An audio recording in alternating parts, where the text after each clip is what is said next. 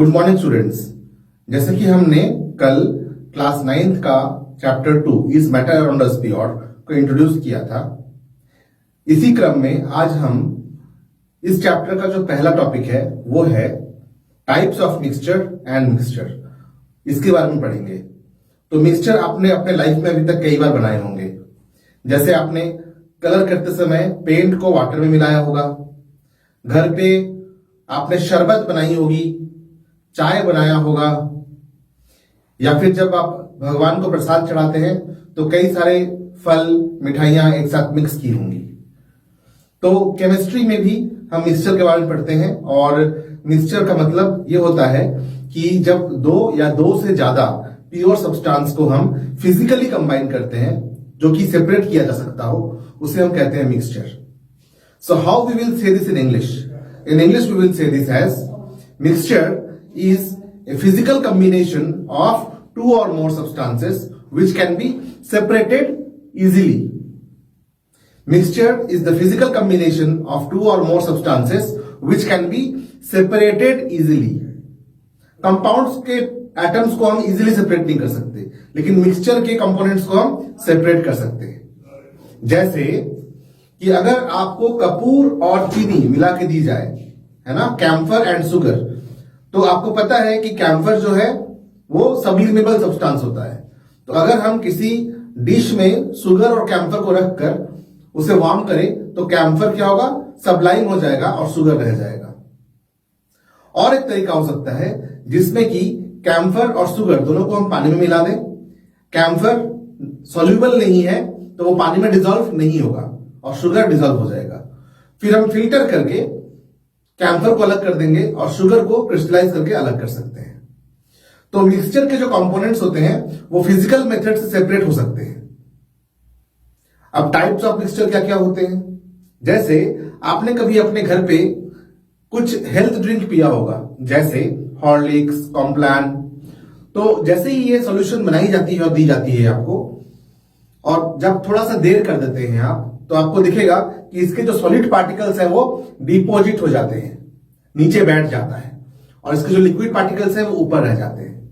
तो इस प्रकार के जो मिक्सचर होते हैं जिसमें पार्टिकल्स यूनिफॉर्मली डिस्ट्रीब्यूटेड नहीं होते, the solution in which the particles are not distributed uniformly, the solution in which the particles are not distributed uniformly are called as heterogeneous solution, and the particles which are uniformly distributed in a solution makes homogeneous solution। जैसे अगर आप एक glass पानी में आधी चम्मच चीनी घोलें तो वो चीनी घुलने के बाद दिखेगा नहीं, यानी कि जो चीनी की जो पार्टिकल्स हैं वो वाटर के एम्प्टी स्पेस में एंटर कर चुके हैं और वो दिख नहीं रहा है। यानी कि शुगर के एक एक मॉलिक्यूल्स को वाटर मॉलिक्यूल्स ने अपने इंटरमॉलिक्यूलर स्पेस में घेर लिया है, इसलिए शुगर के पार्टिकल्स अब दिख नहीं रहे हैं। तो जब कोई पार्टिकल यूनिफॉर्मली डिस्ट्रीब्यूट हो जाए किसी भी मिक्सचर में, तो उस मिक्सचर को हम कहते हैं होमोजेनस मिक्सचर। अदरवाइज उसे हम कहते हैं हेटेरोजेनस मिक्सचर।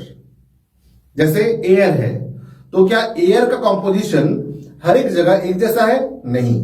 कहीं डस्ट पार्टिकल ज्यादा होगा, कहीं स्मोक ज्यादा होगा, कहीं ऑक्सीजन ज्यादा होगा, कहीं ऑक्सीजन कम होगा। इसलिए एयर कैसा मिक्सचर है? एयर एक हेटेरोजेनस मिक्सचर है। सॉइल, क्या हर एक सॉइल का कंपोजिशन एक जैसा है? क्या हर जगह सैंड एक जैसा है? क्या हर जगह क्ले एक जैसा है? नहीं। तो सॉइल भी एक एग्जांपल हुआ हेटेरोजेनस मिक्सचर का। फिर होमोजेनस मिक्सचर का एग्जांपल क्या होगा? होमोजेनस मिक्सचर का एग्जांपल होगा जैसे शुगर सॉल्यूशन, सॉल्ट सॉल्यूशन, है ना। जो टैल्कम पाउडर आप यूज करते हैं, उस टैल्कम पाउडर का जो पहला लेयर है और जो लास्ट लेयर है, दोनों का टेक्सचर, दोनों का एरोमा, दोनों का टेस्ट सेम जैसा रहेगा, है ना। जो आप कॉस्मेटिक्स यूज करते हैं, जो आप मिक्सचर ऑफ ऑयल यूज करते हैं, है ना, एज ए कॉस्मेटिक, वो सब क्या है? होमोजेनस है। और कुछ हेटेरोजेनस सब्सटेंस जैसे टोमेटो सॉस हो गया।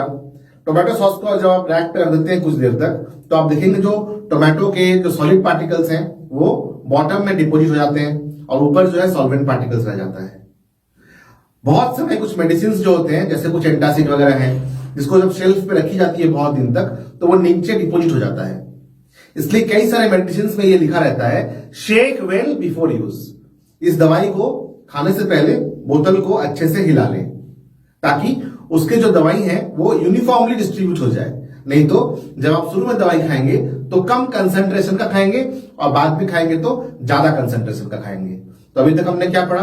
अभी तक हमने पढ़ा सब्सटेंस क्या होता है। सब्सटेंस होता है वो मैटर जिसमें सेम पार्टिकल्स हो, जैसे कोई मॉलिक्यूल, कोई कंपाउंड या कोई एलिमेंट। जब दो या दो से ज्यादा सब्सटेंस मिक्स कर जाए, फिजिकली कंबाइन कर जाए तो वो मिक्सचर बनाता है। अगर जो पार्टिकल्स है मिक्सचर में वो यूनिफॉर्मली डिस्ट्रीब्यूटेड नहीं है तो उसे हम हेट्रोजेनस मिक्सचर कहते हैं या सिंपली मिक्सचर कहते हैं। लेकिन अगर यूनिफॉर्म डिस्ट्रीब्यूशन ऑफ पार्टिकल हो तो उसे हम कहते हैं सॉल्यूशन, जैसे sugar solution, salt solution, lemon juice in water, alcohol in water, ये सारे होमोजेनस सॉल्यूशन है। तो किस प्रकार से हम सॉल्यूशन या मिक्सचर का कंसंट्रेशन निकाल सकते हैं? ये कंसंट्रेशन होता क्या है? कंसंट्रेशन का मतलब है कि किसी दिए गए वॉल्यूम ऑफ सॉल्वेंट या मास ऑफ सॉल्वेंट में जो सॉल्यूट पार्टिकल्स हैं वो कितने हैं। जैसे अगर मैं कहूं कि एक ग्लास पानी में एक चम्मच चीनी है तो कंसंट्रेशन क्या होगा? 1 स्पून शुगर पर ग्लास। अब ये ग्लास आपके घर पे बड़ा हो सकता है, मेरे घर पे छोटा हो सकता है, किसी और के घर पे मीडियम साइज का हो सकता है। तो ये जो वॉल्यूम है ये यूनिफॉर्म नहीं है। तो इस वॉल्यूम को यूनिफॉर्म करने के लिए हमने कंसंट्रेशन ऑफ सॉल्यूशन को एक स्टैंडर्ड तरीके से डिफाइन किया है। वो क्या है? Mass of the solute divided by mass of the solvent multiplied by 100। इसे कहते हैं परसेंटेज कंपोजिशन। ठीक है, तो कैसे निकालते हैं concentration?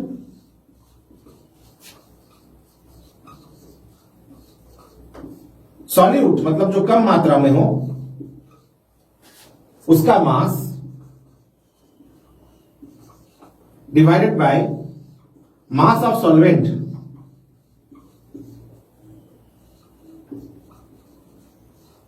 Plus mass of solute, यानी कि mass of solution multiplied by 100। तो ये है weight by weight percentage, weight by weight percentage. उसी प्रकार से हम वॉल्यूम बाय वॉल्यूम परसेंटेज भी निकाल सकते हैं। उसमें हम लिखेंगे volume of solvent by volume of solution multiplied by 100।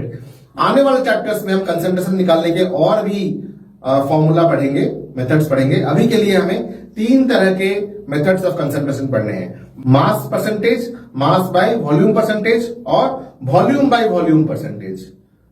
ठीक है, वॉल्यूम बाय वॉल्यूम परसेंटेज। अगर लिक्विड लिक्विड में मिला हुआ तो वॉल्यूम बाय वॉल्यूम परसेंटेज, अगर सॉलिड लिक्विड में मिला हुआ तो सॉलिड का मास और लिक्विड का वॉल्यूम, और अगर सॉलिड सॉलिड में मिक्स किया हुआ हो तो सॉलिड का मास डिवाइडेड बाय सॉलिड का मास प्लस जो सॉलिड सॉल्वेंट है ज्यादा मात्रा में है उसका मास मल्टीप्लाइड बाय 100। ये हो जाएगा मास बाय मास परसेंटेज।